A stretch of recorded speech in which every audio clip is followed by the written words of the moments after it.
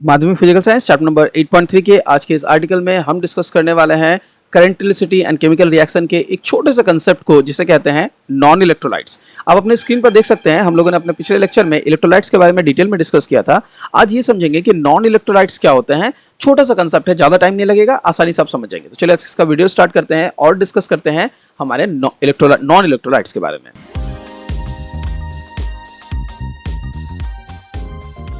हम लोगों ने इलेक्ट्रोलाइट्स में पिछले क्लासेस में इलेक्ट्रोलाइसिस का डेफिनेशन, इलेक्ट्रोलाइट्स का डेफिनेशन, उसके एग्जांपल्स और कैरेक्टरिस्टिक्स पढ़े।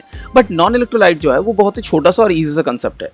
दे आर टेलिंग दो substances which do not conduct electricity in their molten state or in a solution in a solution state, they are known as non electrolyte। तो छोटा सा और बहुत इजी सा कंसेप्ट है। कह रहा है कि ऐसे सब्सटेंस आप लीजिए अपने सामने जिन सब्सटेंसेस में करंट इलेक्ट्रिसिटी आप पास करवाने की कोशिश करें।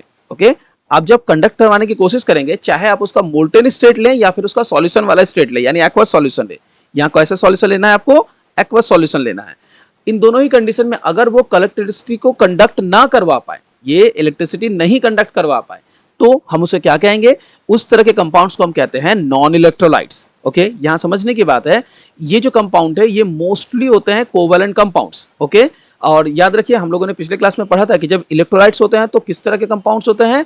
Polar covalent. तो बाकी जो नॉन पोलर कोवैलेंट कंपाउंड्स है वो मोस्टली हमारे पास मिलेंगे एज नॉन इलेक्ट्रोलाइट्स। ओके, अब चलिए कुछ एग्जांपल्स देख लेते हैं, क्योंकि एग्जांपल ऐसे हैं जिसको समझना जरूरी है। हमें पता है कि सॉल्ट एक इलेक्ट्रोलाइट है, but sugar solution non electrolyte है। वाटर अगर आप प्योर स्टेट में लेंगे तो याद रखिएगा कि प्योर स्टेट का वाटर जो होता है वो कभी भी करंट इलेक्ट्रिसिटी पास नहीं करवा पाता। यूरिया और बेंजीन जो है, इनके बारे में आप उतने वाकिफ नहीं है, लेकिन यूरिया एक ऐसा टर्म है जिनको बहुत ज्यादा यूज किया जाता है, तो आई होप इनके बारे में आपने नाम सुना होगा। ये भी एक नॉन इलेक्ट्रोलाइट है। अब यहां पर मुझे जो लगता है ये दोनों ही ऐसे एग्जाम्पल है जो आपको हमेशा दिमाग में रखने चाहिए, क्योंकि ये एग्जामिनेशन के पॉइंट ऑफ व्यू से थोड़ा कंफ्यूजिंग हो जाता है। प्योर वाटर और शुगर को लोग समझते हैं कि ये इलेक्ट्रोलाइट है, but actually they are not. मतलब अगर शुगर सॉल्यूशंस को आप पे इलेक्ट्रिसिटी पास करवाएंगे, नहीं करेगा। प्योर वाटर अगर आपके पास रहेगा और पास करवाएंगे करंट इलेक्ट्रिसिटी, तो नहीं पास करेगा। अब घर पे एक्सपेरिमेंट करने ना बैठे, क्योंकि याद रखिए फिल्टर्ड वाटर भी प्योर नहीं होते हैं। प्योर वाटर का मतलब है जिसमें किसी भी तरह का मिनरल्स ना हो। तो घर पे कभी भी प्लीज ये एक्सपेरिमेंट करने की कोशिश ना करें।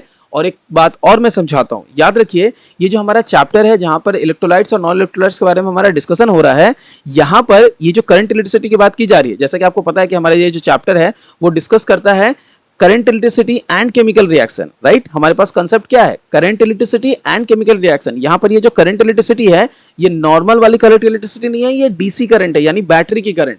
तो आप कभी भी घर के इलेक्ट्रिक करंट के साथ इस चैप्टर पर कोई एक्सपेरिमेंट करने की कोशिश ना करें, ये बात ध्यान में रखिएगा। आई होप कि ये जो नॉन इलेक्ट्रोलाइट का डेफिनेशन है आपको क्लियर हो चुका है। हम अपने अगले लेक्चर में मिलेंगे जहां पर Arrhenius theory of electrolytic dissociation को समझेंगे। आज का वीडियो इतना दूर, मिलता है अगले वीडियो में। Till then do take care everyone.